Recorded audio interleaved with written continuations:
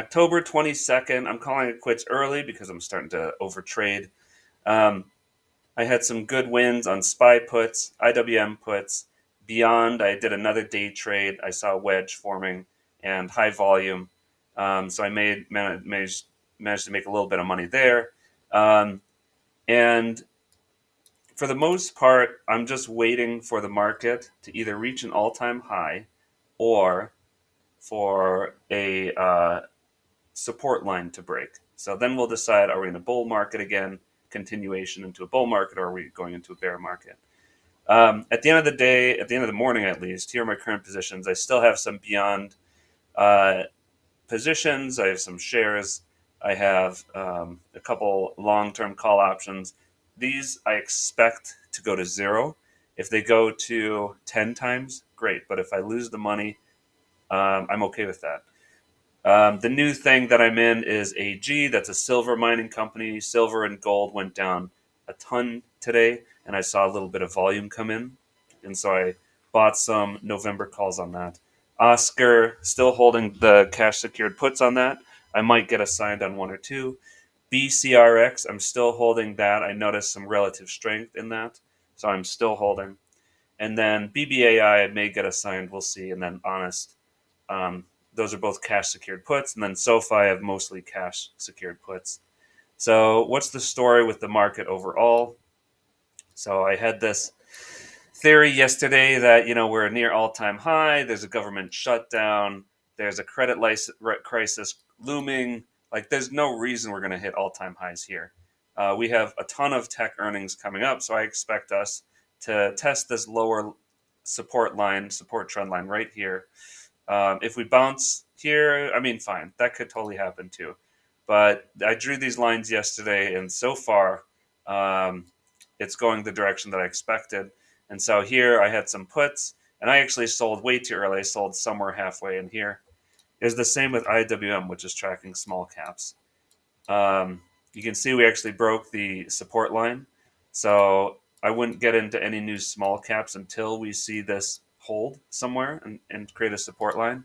And then when that happens, we'll be able to draw a new support line and then ride it all the way up, or we'll see the creation of a bear market and ride it all the way down. We'll see what happens there. QQQ also had a nice retrace down. Same story as SPY. I mean, we're at near all. Actually, we did almost hit all-time highs, but there's no reason for us to break out unless there's a Trump tweet, government reopens, or yeah, there's no reason. Or tech earnings came back nicely. So Netflix did have some tech earnings. Look at Netflix, just in the toilet. I mean, that's no surprise. People don't have as much money as they used to, so of course they're going to miss earnings. So I don't play earnings usually. The only earnings I'm waiting for is Snow, because I see this ascending triangle, and the last time it had an ascending triangle leading up to earnings, we saw this nice spike downward, and I'm sort of expecting that to happen again. And I believe that happened on good earnings too. So sometimes it doesn't even matter what the earnings do; it just matters if the uh, the big players want to get out of the position at a high price, and so they let it ride up as fast as possible, wait for all the degens to buy all their call options, and then earnings hit and then it goes down. Of course, I could be wrong. They could partner with OpenAI and then it goes up 50%, but I'll probably take a small position on the earnings. And I have this reminder alert here for that. Positions, real quick. AG. So, why did I buy into AG? Well, we hit a support area. I have a stop loss set to right about here. The support area was essentially where we saw a lot of consolidation, pretty high relative volume, and right before it went upwards and rallied upwards. And so I bought sort of at the top of this box. My stop loss will be somewhere in here. I'll probably sell half. And then I think below the 200 EMA on the 4 hour is where I'll sell the rest. I only play the higher time frames like 4 hours. And so I'll set that stop loss. And I was going to check, is GEX up to date on this? We have a call wall at 14 and then a put wall at 12. And so Yep, this is still up to date. And then the put wall would be at 12. So the GEX aligns with what I'm seeing in the chart, and I'll put a vertical line there, and I'll say GEX put wall. And that makes sense that's why it bounced right from 12. You have a support area right here. I have seen stocks go below this. I mean, just Okta the other day. I mean, its GEX was up here and it's been below it, and actually now it's bouncing below the GEX level. Amazon, in my trading journal yesterday, I predicted it's going to retrace because it's hitting this upper resistance line, and we don't have a catalyst yet to break out. Maybe the catalyst is earnings. That's on Thursday, October 30th, so I might play earnings on Amazon, anticipating a break up. But of course, earnings I could expect it to go to zero as well. Beyond has been interesting. I did one more day trade on that, and it was up here. So in pre-market and overnight, we got way up here. It created a nice wedge on the 1 hour and the 30-minute chart. And we did break out above, but I didn't see enough relative volume. We had so much volume overnight. This is overnight and pre-market volume that, like, we really, for this breakout to happen, we really need to beat that level, and we didn't. So now we're down to, still 10 times the usual volume, but overnight we had 80 times the usual volume. Like, that's insane. So I got to let this rest a bit. I'm not going to play it probably for the next couple days. I'm just going to see if the volume resets and we start seeing some relative volume come in. And honestly, like, I made enough money off this. I'm okay just not catching the rest of any of the run, other than my runners here. Bull, with Bull, I expect it to go down a little bit more. If it does, I'm still just buying long-term calls, leaps. We're still not seeing the volume here. I saw a bit of a volume spike here, but absolute volume was still pretty low. So there's relative volume. So maybe someone's slowly accumulating, or it's just a retail trader, honestly, with this level of volume. So this could go down to the bottom of this accumulation zone. You see this wick right here. So if we're still in a downtrend, it could go down to the support line right about here and then bounce upwards. So really just waiting on a breakout for this, but it really needs a nice news catalyst to get it going, or good earnings. So we'll see how that goes. When is the next earnings? December. Well, we have a bit of ways to go. So I expected a little bit of a dip. I hope it doesn't go down to like the 8-7 area, but that's where I'd consider putting my entire account into Bull. I wouldn't actually do that, maybe half my account. So Oscar, nothing interesting to say about Oscar. It's mostly trading sideways. Yeah, sure, it has a downward breakout, but all small caps kind of broke down today. That's why I do cash secured puts, because I don't want to buy it way up here. I want to get it for a good price. BCRX. BCRX is showing relative strength towards the market. Let's compare it though. So compared to SPY and QQQ, it's green on the 4 hour. That's a great sign. 1 hour, green. Here's what I'm looking at.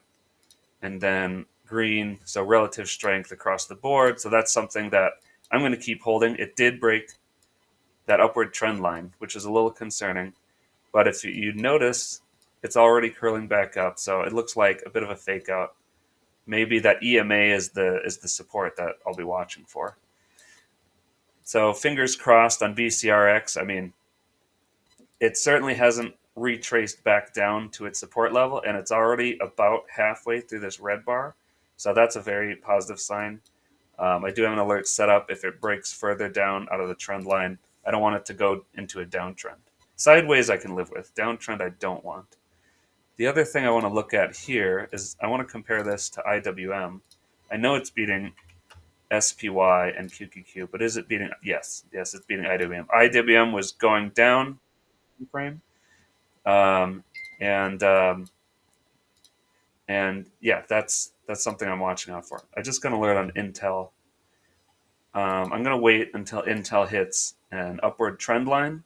We have a trend line right here. Actually, I don't think I'll buy this. You know, earnings are coming up. That's kind of something I don't like to play unless there's a clear signal for me, and I'm not going to play Intel right now. What else? SoFi, Oklo. Gosh, I'm getting so many alerts. I'm not buying Oklo until I see a volume spike. Let's see down here. I see a little bit of volume, but what I'm going to do using this indicator, which is totally free, I'm going to set an alert here.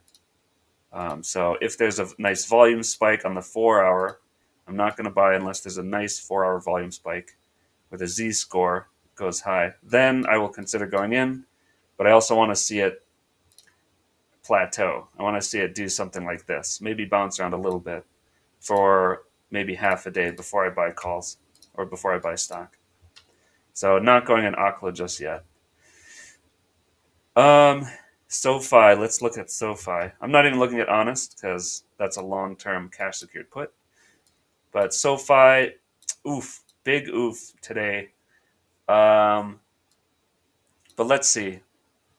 I'm looking at the lines that I drew. I saw relative strength. Unfortunately, on the 4-hour, we're now seeing relative weakness. So it's actually going down more than the market. And the market has not been good today. So it looks like this upward trend break was a fake out. And that's unfortunate. How could we have detected it? Let's see. Yeah, here's the key. I'm on the 1-hour chart. I should see some volume right at the breakout. And I don't see enough volume to warrant that level of breakout. So that was our hint. That was our hint right there. So I bought right after the breakout, thinking it could go higher. And perhaps I saw that we had a little bit of volume here, but not quite enough to hold us up. And not quite enough to hold us up while the market is going down. But we'll see how it goes. I will hold this through earnings. I just have cash secured puts and one leap. And that's it. That's my update. Let's see, real quick though, I do want to look at Bull. Is Bull going to rebound? I have no idea. Call wall at 15, put wall at 12.5. We're already under it. The spot price is 10.69. So it could keep going down further. I mean, it's not showing much strength at all. And that's unfortunate. We do have a small support area right here. Oh boy. Yeah, let's see. Maybe I will be holding this until it's in this big circle down here. So I'm not going to trade any more today. And the reason for it, I'm calling it quits early. I bought into Donut and I immediately sold it for a loss because I realized I'm over trading. It's such a big win on Beyond that I just can't get into anything new. My mind's not in the right mode. So you see this, I bought when I saw it starting to break out somewhere in here. I thought it would break out of this wedge. It didn't, so I sold. My stop loss hit right about here.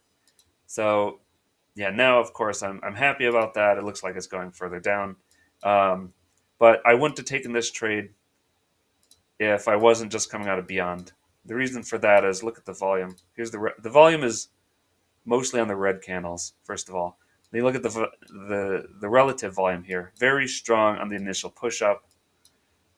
But volume should be strongest